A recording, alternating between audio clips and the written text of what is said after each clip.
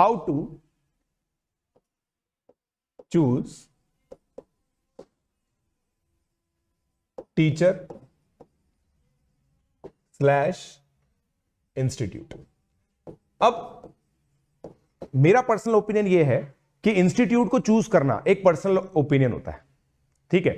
तो अगर आपने इंस्टीट्यूट चूज कर लिया तो फिर तो उसके हिसाब से करें, आगे का कोई वीडियो देखने की आपको जरूरत नहीं है। बट कुछ डूज एंड डोंट्स हैं जो आप लोगों को ध्यान रखने होंगे। अब यूट्यूब पे भी बहुत सारे टीचर्स होते हैं, और एक जो सबसे इंपॉर्टेंट चीज होती है ना, केवल अच्छा पढ़ने से सिलेक्शन नहीं होता है। देयर आर मेनी एलिमेंट्स जो आप लोगों को लुकआउट करने पड़ेंगे। तो मैं दोस्तों एक आइडियल जो टीचर है ना, जो मैं अपने एक्सपीरियंस से समझता हूं, आइडियल टीचर के जो ट्रेट्स होते हैं ना, वो मैं आपको बताता हूं, ठीक है। इसमें देखिए, वो गोरा है काला है ये इंपॉर्टेंट नहीं होता, किस समय क्लास लेता है वो इंपॉर्टेंट नहीं होता, क्योंकि वो सब तो आपको अपने आप एडजस्ट करना पड़ेगा, ठीक है। वो उसका कोई सॉल्यूशन नहीं है। ट्रेट्स मैं आपको बताता हूं, मैं ये नहीं बोलूंगा कि वो IITian होना चाहिए, क्योंकि फिर आपको लगेगा कि सर आप IITian इसलिए ऐसे बोल रहे हो। That is not an important. Important क्या होता है, ध्यान से देखिए।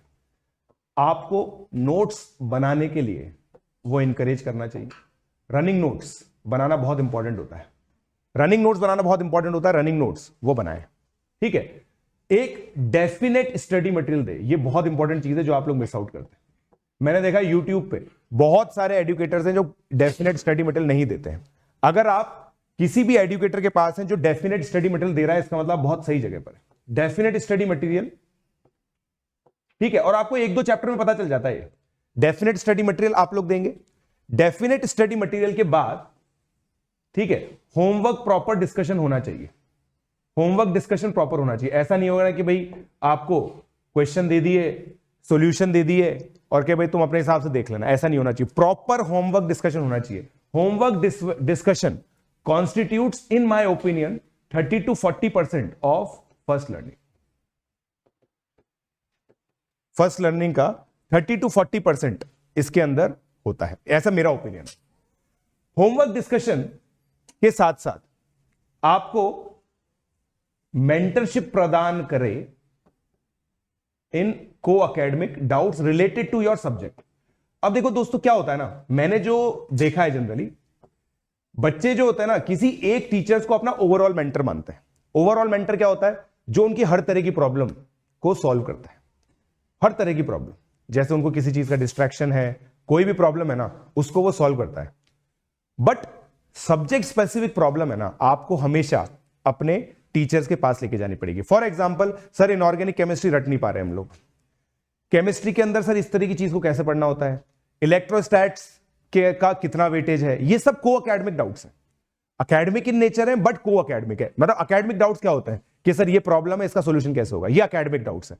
को एकेडमिक डाउट्स क्या होते हैं, जो सब्जेक्ट से रिलेटेड ही होते हैं और आपको किसी भी रीजन से आ सकते हैं। They should be able to clear this. और ये आपको देखो 1-2 चैप्टर में पता चल जाता है। 1-2 चैप्टर में आप पढ़ोगे ना, आपको पता चल जाएगा। क्योंकि सबसे पहला जो आप सिलेक्शन करते हो ना, वो वर्ड ऑफ माउथ के बेसिस पे करते हो, ठीक है। जैसे मैंने भी जब ऑनलाइन पढ़ाना चालू किया था ना, सबसे पहले बच्चे मेरे से कैसे अट्रैक्ट हुए, भाई IIT Bombay all India rank 42, ये सबसे पहले था। उसके बाद फिर रिजल्ट्स आए, रिजल्ट्स के बेसिस पर जो बच्चे सेलेक्ट हुए उन्होंने बच्चों को रिकमेंड किया, ऐसे वर्ड ऑफ माउथ से बच्चे पढ़ते हैं। तो ये कुछ एस्पेक्ट्स, इसमें से अगर कुछ भी मिसिंग है ना दोस्तों, ये सब एसेंशियल चीजें हैं, इसमें से अगर कुछ भी चीजें मिसिंग है तो आप ये मान के चलिए कि आप एक best of the faculty member से नहीं पढ़ रहे हैं। इनमें से अगर कुछ भी चीजें मिसिंग है तो, और वो किसी भी रीजन से मिसिंग हो सकती है, मतलब कुछ भी चीज बोल सकते हैं एजुकेटर, कुछ भी चीज बोल सकते हैं कि यार मैं डेफिनेट स्टडी मटेरियल इसलिए नहीं देता क्योंकि मैं चाहता हूं बच्चे एक्सप्लोर करें। ठीक है दोस्तों, आप PhD करने के लिए IIT का एग्जाम नहीं दे रहे, आपका एक डेफिनेट सिलेबस है, उसको डेफिनेट टाइम में आपको कंप्लीट करना है। इसका मतलब आपके पास डेफिनेट स्टडी मटेरियल होना चाहिए, डेफिनेट होमवर्क डिस्कशन होना चाहिए, हर चीज डेफिनेट होनी चाहिए। और ये सबसे ज्यादा इंपॉर्टेंट है, PYQ डिस्कशन बहुत प्रॉपर होना चाहिए। क्वेश्चन की फिलॉसफी क्या है, टीचर आपको ये बताने लायक होना चाहिए कि हर एक चैप्टर में क्या चीज इंपॉर्टेंट है, क्या चीज आप रिजेक्ट कर सकते हैं। देखिए IIT JEE का जो सिलेबस है ना, अगर उसमें 100 पॉइंट्स आपको पढ़ाए जाएंगे ना, तो सिलेबस में 50 to 60 होते हैं। टीचर आपको बता दे कि वो 50-60 क्या है, पढ़ाए पूरा 100 बट 50-60 जो मोस्ट एप्रोप्रिएट है ना वो आपको बता दे, ये चीज बताने लायक होना चाहिए। तो इस तरीके से दोस्तों आपका टीचर सिलेक्शन होना चाहिए। अगर आपके मैथ्स, फिजिक्स, केमिस्ट्री के जो टीचर्स हैं इनमें से कोई सी भी चीज फॉलो नहीं करते ना, you need to rethink, you need to rethink. ठीक है, अब एक चीज जो मैं आप लोग को बताता हूं ना, देखो दोस्तों, ठीक है, वो ये होती है कि जितने भी ग्रेट टीचर्स आप देखेंगे ना उनमें फीचर्स आप सेम देखेंगे। वो सबके सब नोट्स बनाने के लिए बोलेंगे, रेगुलर टेस्ट सीरीज देने के लिए बोलेंगे, रेगुलर टेस्ट दो आप लोग, कुछ चीजें उनकी कॉमन होती है, राइट, बट कुछ चीजें डेविएटेड भी होती है, कुछ चीजें डेविएटेड होती है। जैसे होमवर्क है ना, होमवर्क एक ऐसा चीज है जो लोगों का डेविएटेड होता है थोड़ा सा।